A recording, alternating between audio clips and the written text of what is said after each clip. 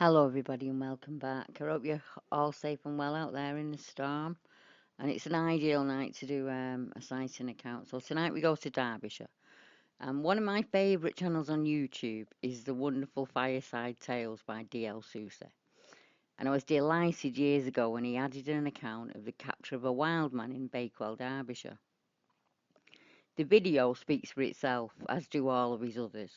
The perfect thing to watch on a bad weather day, curled up by the fire. This account, I feel, is very important in the history of the UK wildman accounts, as the wildman in question was seen by many witnesses and even serving police officers. I have contacted the police archives for any information available out there on this account, and I would like to draw your attention to the hut that was found by the search party. As you can see from the photographs passing you, it's very similar to the ones that we find from across the UK. And this is a transcript of D.L. Sousa's video. Hello everybody, welcome to another episode of Bigfoot Tales, and today I head over to Great Britain, and we're going to look at a story that was in a magazine from the late 1890s in the area of Derbyshire, England. It's interesting to note that there are some photographs within the article that show a very interesting structure similar to today's finds, and the article is a publication from Wide World magazine. In October of 1890, and it's written by Joe Adam, and it describes how people who lived in a village in Derbyshire had to deal with a so-called wild man of the woods. It was an extraordinary being, as they put it, who apparently wanted to live in but a primitive way. Travelling by train to Bakewell is a delight as you wander through some of the most beautiful scenery England has to offer. When emerging from the station, you come upon a small bridge which crosses the railway line, and there are some extensive grassy slopes, and these are the golf links, and they skirt the length of the railway and they stretch for miles to Matlock. And it's dense woodland known locally as Worms Wood, some of the recesses of which are well nigh inaccessible unless you stick to the path that runs through the wood. But trying to walk off this path, the undergrowth of bracken is so thick that it's impossible to penetrate.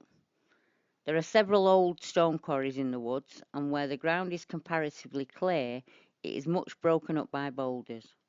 On the outskirts of the wood you can view the plateau, and on the slope of the hill is a reservoir which supplies the village with water.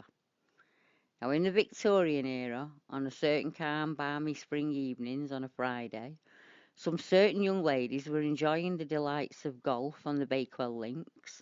As to their identities, that is not a matter at the moment, except to state that they were daughters of a prominent resident. So the ladies in question were playing golf at the top of the slope and close to the woodline. They all stopped suddenly and stared in amazement towards the dense foliage.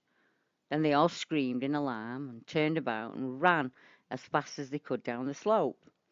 Whatever could have happened to the young lady and her friends for them to forget all modesty and run screaming like fishwives down the broom? To the lady's horror, from the woodline came the appearance of an extraordinary apparition. Bursting suddenly through the undergrowth came a man, or something resembling a man. His clothing, if indeed you could regard it as clothing, was of the most meagre description, and he was the most eccentric character, his apparel consisting solely of a tattered shirt in rags, and boots in an ancient size that no longer fit. In fact, he now seems to be struggling to walk in them. And from under his shaggy brows his eyes glistened, as this weird being advanced with leaps and bounds in their direction. The cries he emitted were strange noises, which increased the lady's terror 100-fold. As down the slope they fled, helter-skelter, and stumbling over the broken strewn ground, slipping and falling and rising again, paying little heed to the scratches or bruises they received. The only idea was to get as far away from the horrid spectre as possible. It was at this point that the creature, Wildman, seemed to realise the fright he was causing, and he pulled up in his chase, and plunged back into the dark depths of the woods, still howling and grunting. Of course, the news of this exciting experience was soon brought to Bakewell, whence it travelled via tongue and the press far and wide over land. Headlines screamed, "A wild man of the woods, a real living, breathing, dancing wild man." This was too much for the Bakewell residents, when the whole place was stirred to its depths, and almost its entire male, able-bodied, active population rose as one man, and pressing into service a variety of weapons, set out in a team of 60. Some with blunderbusses, they went in search of the wild man. It seems the butcher, the baker, and the candlestick maker all joined in. They started by spreading out as they beat the woods and countryside for miles around, but alas, no wild man was flushed or appeared. So as evening drew near on this eventful Friday, many of the search party gave up the search for the day, and it seems that some of the more ardent spirits formed themselves into small watch parties and equipping themselves with lights, crept over the woods throughout the nocturnal hours until the next morning. On returning, the only news they had to report was that they'd seen a flickering light in the remote depths of the woods that moved about like will-o'-the-wisp, as though the hunted wild man might be in direct contact with the devil himself. Some of the more daring youths volunteered to pursue the mysterious light when next it should be seen, but to their great sadness nothing tangible resulted from this quest. On the morning of the next day, Saturday, the search was continued, and for the first time the police also joined in searching for him. As the wild man hunting happened in the woods, Superintendent Blake was seated in his office studying some documents when a small boy burst breathlessly into the place and collapsed, saying only "wild man" before running out of breath. The inspector looked up with a professional frown, regarding the small boy as a miscreant. The latter shrank before the piercing, steadfast gaze, and between his tremulous lips there trickled the words again, "wild man," and nothing more. The superintendent smoked and spoke softly to the boy, and these are the memorable words that he uttered: "A wild man, yes, sir, in the wood, all shirt and boots and hat and long hair, and he dances and makes funny noises, sir." The policeman forthwith summoned a subordinate, and they conferred together, extracting as much of intelligence from their juvenile informant as their astuteness could drive. The mysterious individual was not to be so easily dismissed. He had even had the effrontery to pay a return visit to the golf links, where he again startled some ladies with his appearance and incomprehensible antics. This time the terrified ladies straightway reported the matter to the club, and two gallant male members set off in pursuit. Pushing into the woods, they were lucky enough to catch a glimpse, a good view of the mysterious stranger. They gave chase as fast as the numerous obstacles would allow, and they noticed that he was sprite and quick, and although the golfers exerted themselves to the utmost, they failed to overtake the fugitive or catch up in any way.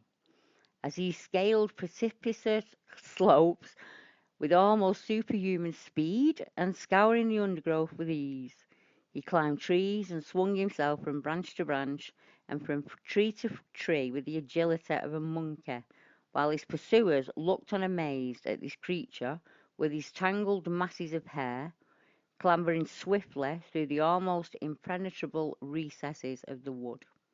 Needless to say, he was outdistanced. He outdistanced his pursuers, and the male golfers returned to the village pondering over what they had seen. That week, the wild man made repeated appearances in various parts of the Peak District.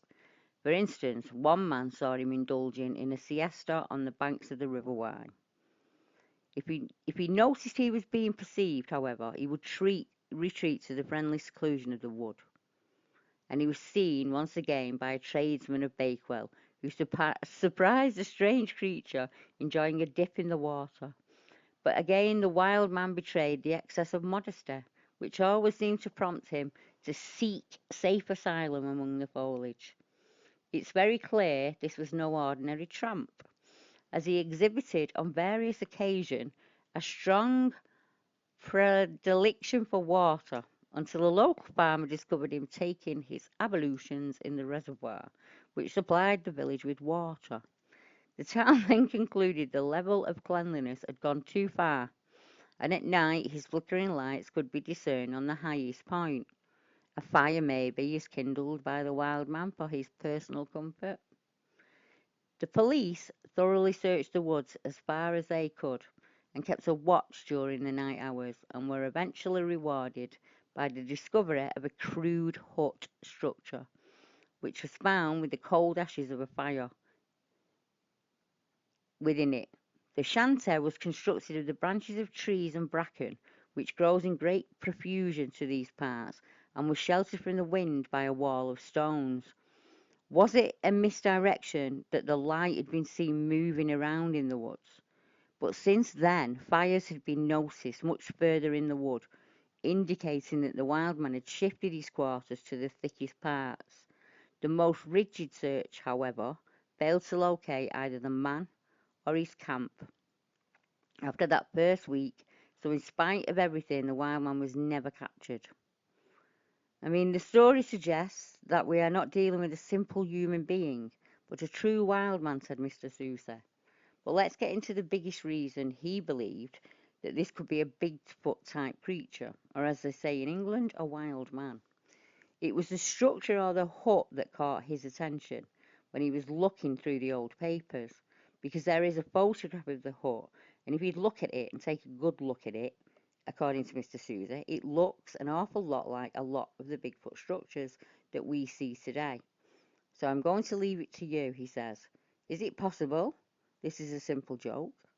Or could this have been an actual Bigfoot? And then that leads to the question of, is Bigfoot human? When I looked at the structure, I'll be honest, I instantly realised that I'd seen it so many times. So I just pulled a couple of quick ones out for you. I pulled one from Northumberland from 2017 and one from Wales this year, 2018, and added them to the collage that you'll see going past. And you can see the similarity. And I'm sure a lot of the Bigfoot researchers out there will also be able to match this structure.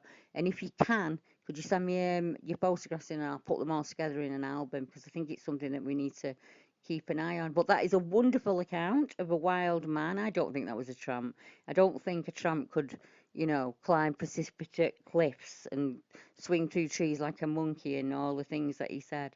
So if I hear anything back from the police archives, and I'm going to see if I can find any historians in Bakewell or anything that I can find that might give us a little bit more of a hint what happened, because there should be a report of it wrote down somewhere, I don't want to imagine.